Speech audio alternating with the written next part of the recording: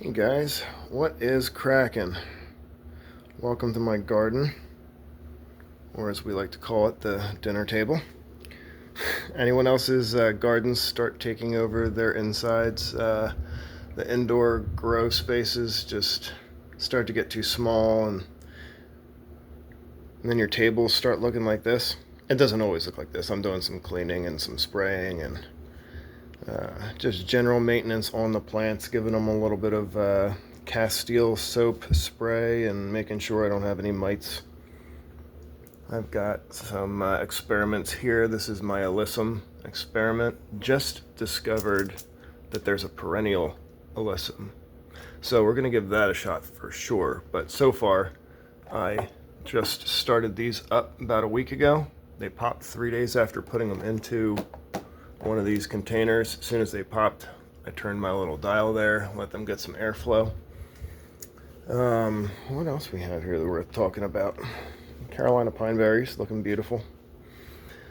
Pineapple sage was looking pretty sad. I had to remove a few of those bottom leaves on there. That's the plant that we refer to as the white gummy bear. It smells like the clear Haribo gummy bear.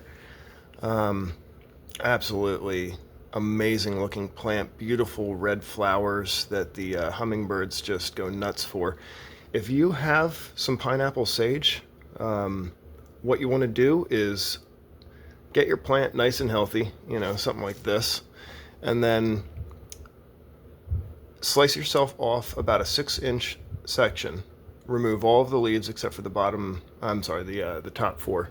So like these two and these two. Remove all of the excess along the bottom. Toss that into a mason jar. You're going to have another plant in, I'd say, a month. You'll be able to put it into some soil.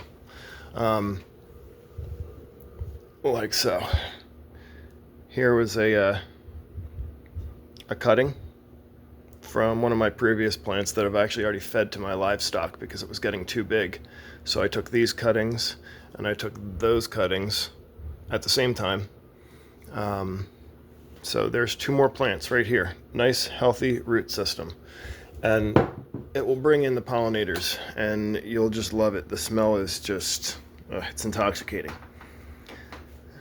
So here's another thing that's definitely what I wanted to mainly speak about is the perennial root vegetables that we are experimenting with this year. Some black root salsify, also known as Scorzonera, sometimes black Scorzonera. It's a root that grows like a big black carrot, and you can make it as a main course. It's also known as oyster root because you can slice it up. It has the same texture and mild flavor of like a seafood or oyster. This one here, it's got more iron than spinach. It's sometimes called mountain spinach, French spinach, Red Orach, Fire Orach. So this one is definitely worth trying. The nutritional value of this just blows everything out of the water. It's amazing. So it's you could actually replace, as far as nutrients, beets with this plant right here. And then my favorite that I'm really connected to this year. I'm just loving this, giving it a little bit of low stress training and trying to spread it out. But this is my Skirret plant. There's how you spell it. This is what is also known as the Viking carrot, or the sugar root. This was a plant that was used as a dessert. It was a carrot-like plant. I think I've heard that it's in the same family, but the way that it grows, I'm a little bit skeptical. So I need to do a little bit more of a dive.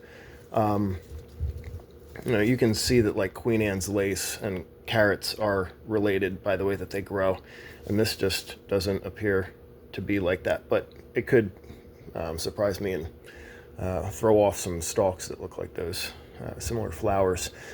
But anyway, you want to separate these into little divisions, and then you can constantly replant these for like 15 years, and then each cutting you get another decade and a half or so. From what I have researched, this plant is only about, I want to say, a month and a half old.